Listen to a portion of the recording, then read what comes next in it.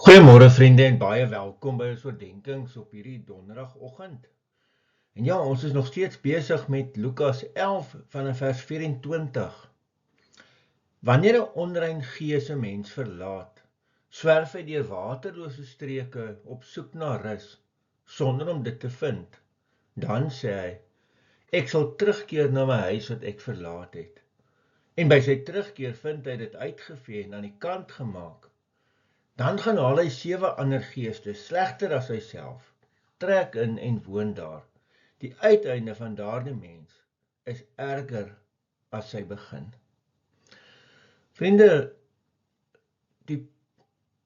hierdie teks is 'n geweldige, belangrike waarskuwing. En onthou nou, baie help die konteks ons. So net gister het Jesus 'n onrein gees uit iemand uitgedryf.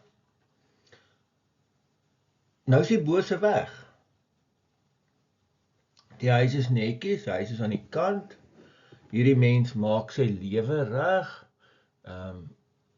In ons tyd kan ons sê, hierdie ou hou op om te veel te drink, hy kry sy lewe in orde. Maar as die huis leeg is, dis waar die moeilikheid is. Dit help nie net ek en jy verander morele gedrag nie. Hierdie teks is baie belangrik en wys vir ons dat maar Jesus moet in die huis woon. Wat ons self die huis is. So ek moet absoluut hierdie keuse vir Jesus maak. Dat ek my lewe oorgee aan Jesus. En hy is dan die een wat daar woon. Dan is dan die plek verander. Dan vind die bose by hulle terugkeer nie die huis leeg nie, maar Jesus woon daar.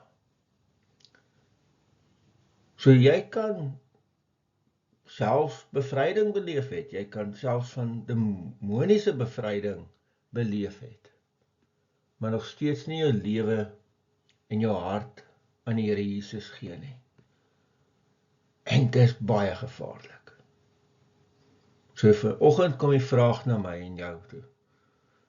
Leef Jesus regtig in my? Amen.